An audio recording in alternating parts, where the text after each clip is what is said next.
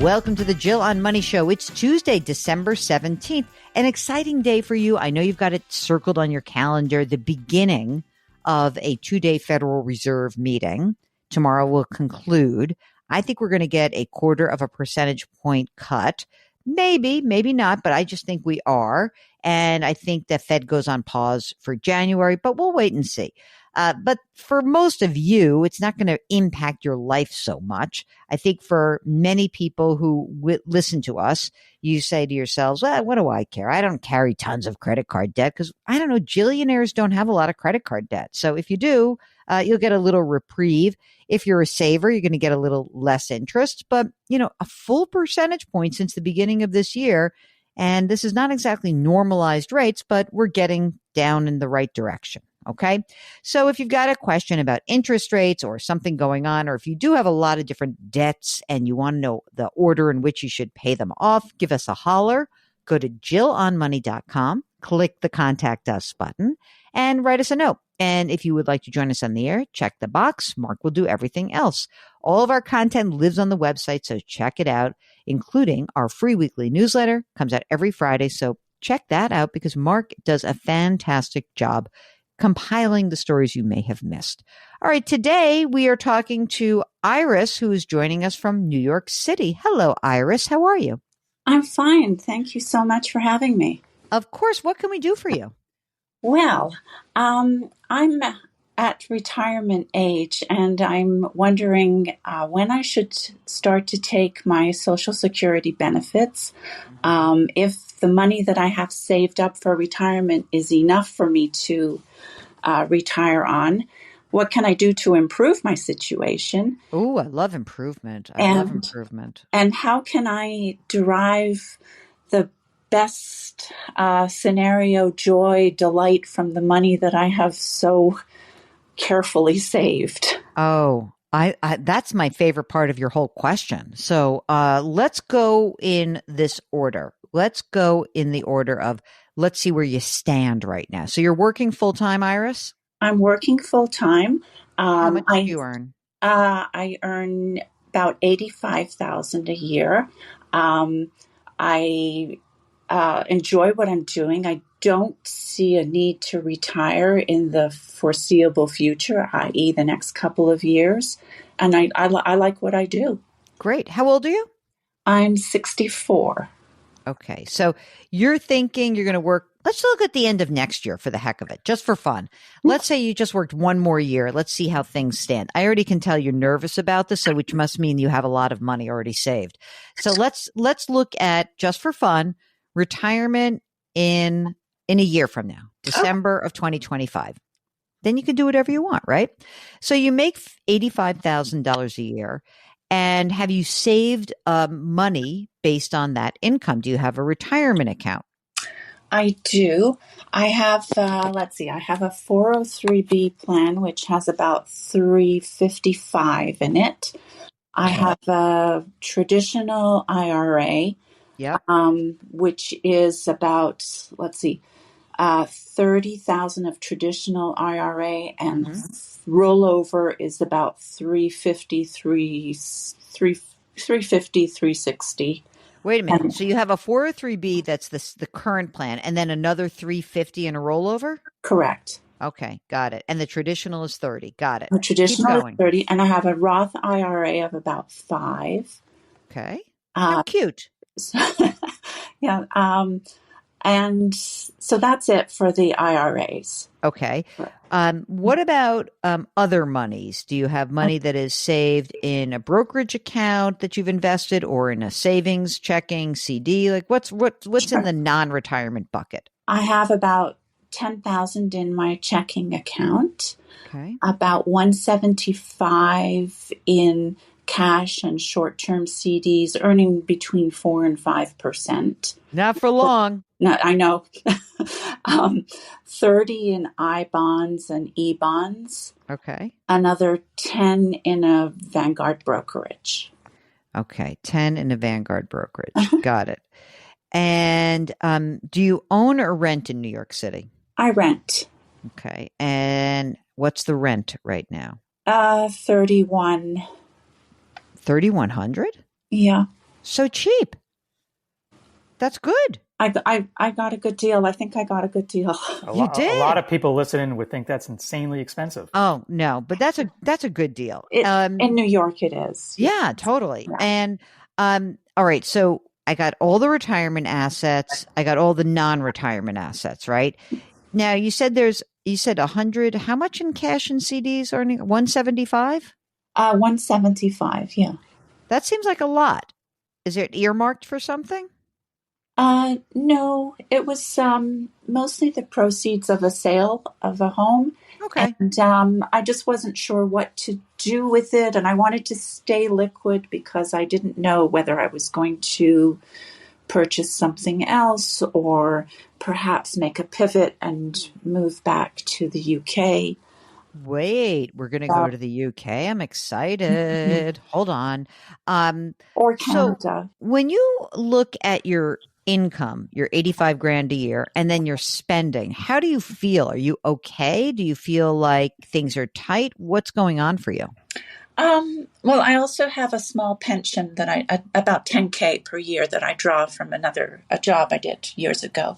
Okay. So 95,000. 95. So, and I put away the full amount, plus the supplement I'm allowed to for the IRA. And I don't feel particularly pinched. Okay. I live very modestly. I guess so. I mean, how much do you think you spend 3,100 on rent? How much more do you spend every month, you think? The outside figure would be three per month, Okay. per month. And I would say that that takes in kind of everything over the course of a year. Some months it's less than 1,000 that I Wow. spend out of pocket. Wow. It's amazing. Mark's laughing. I You hear know. him How do you laughing? live in New York City? I mean, Mark is giggling and because I mean, really, this is for those of you who don't live in the New York metropolitan area or in a big city, some of these numbers might seem like really crazy when we're laughing about this. It's just hard to live in New York City sometimes. I have been speaking to a friend of mine who lives in Park Slope and she makes a couple hundred grand a year. And she's like, I'm getting priced out of Park Slope. And so I think this is just the idea that people really have to pay a lot in rent, and then living a life in New York has its challenges and financial challenges. But you seem to be managing beautifully, Iris. Well, I think I'm stuck in the spending mode that I adopted when I first moved to New York City over 20 years ago, Mm-hmm. and didn't earn very much. And I think I've just kind of stuck to that. And there are a lot of free things you could do in New York. And of course, we're not short on public libraries, so you don't buy a book when you can borrow a book. And because if you're buying a book, you've got to store it somewhere in New York City. See, I like this already. Okay. So you're going to you have that small pension. It's 10 grand a year. And then have you looked up what your Social Security benefit would be at age 67 and then at age 70? I have. Okay. What's that? So at 67, it's about 2,500. And Okay. at 70, it's about 3,300. Okay. And you're in good health? Yes, Do you have longevity in your family? I think so. All right, that's good. So right now you have this. I'm going to just sort of let's do ballpark, right? So right now you have about $735,000 in retirement assets plus the little Roth. So $740,000, right? Mm-hmm. Okay, and then you've got this money in cash and your I bonds and your Vanguard. And when you said you maxed out retirement, are you putting money into the 403B or are you putting money into a Roth or a traditional IRA? What are you doing right now? I'm putting into 403B. Mhm. I have a 4% match, Mhm.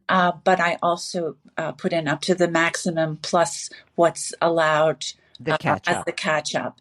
And then for the IRA, I also do the catch up to the max. I can't even believe this. You're putting away so much money. It's crazy.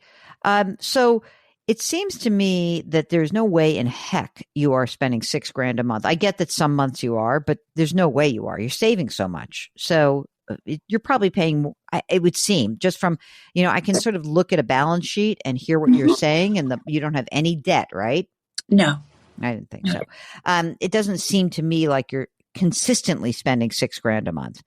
So you asked the first question, which is sort of like, do I have enough? It seems to me that you have enough, because as I look ahead, even, you'll have at least, and I think I really want you to wait till age 70, but at 67, you would have probably about half of what you need from your Social Security benefit. And then, you've got that small pension coming in, and then you'll pull money out of your retirement accounts. And Mark, would you like to see Iris wait until age 70? I would like that, I think. But what do you think?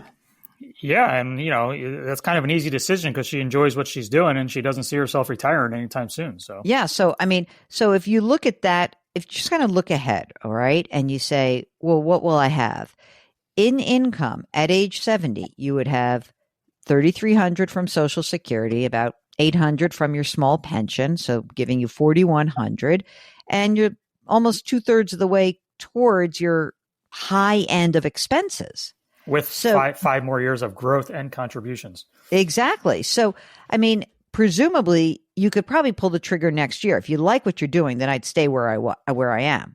Now, I guess the only thing that is the little asterisk, Iris, is that if you were to move to the UK or Canada, would your expenses go up? No. No way. You're like, no way. Not even possible. Okay. Just not. No. Okay. Just checking. Yeah. London's a very expensive city. I think you're in great shape. So I think that you have enough. You have done a good job. I wonder if maybe you don't need to have so much money in cash, except that you still want to stay liquid if you were to make this move, right? Correct. All right. Well, look, at some point, you may want to just take some of that 175 and push it into your Vanguard brokerage account, right? If you when you make a decision one way or the other. Mm-hmm. Otherwise, the E-bonds and the I-bonds, they're fine. Are the E-bonds still paying interest? Yes, they are. They're, let's see, they're going to double in, 15 years? Okay. So, all right, fine. Yeah. I think you're in great shape. I don't see any problem. When you're like, can you do anything differently? The difference, I think I would say, is I would probably just put money into the match of the 403B, and otherwise I might just not max out the rest of that account unless you have a Roth option. Do you have a Roth option at work? No, I do not have a Roth option. So I would just put up to 4%. Then I'd put money into my Roth IRA. All right. And then the rest goes into the brokerage account. You don't need any more tax. You don't need tax deferred money. No. You can pay the tax that's on this and it's fine. Yeah, absolutely. And just add that to the kitty. And then you're in great shape. You really are. I don't know how to, Mark, what should we do with Iris to spend her money? This is so much fun. I love it. This is behavioral finance. Iris, go out to dinner a little bit, will you? I don't. It's something I just don't enjoy. But I think that I do. I think I really do need to take a couple of trips. Yes. And, there are places that I would like to go take a little holiday. And you should. Where should we go? Well, let's see. There's Dublin. And Mark and I love Dublin. We've both been there. Edinburgh. And yeah. Are you only going in? You're only going to be in the United Kingdom? Is that what's happening? We can't get you outside of there. I can think of other places to go as well. There's Australia. Oh, that's a biggie. Well, then we'll spend then your cash position is going to go from 175 to 150. She likes the Commonwealth nations. She loves the Commonwealth countries, right? She's going to go to South Africa, Australia, Canada. All right. Iceland for some. Iceland. All right. Well, that's a very expensive trip. So may go see those Northern Lights. Iris, thank you so much for joining us.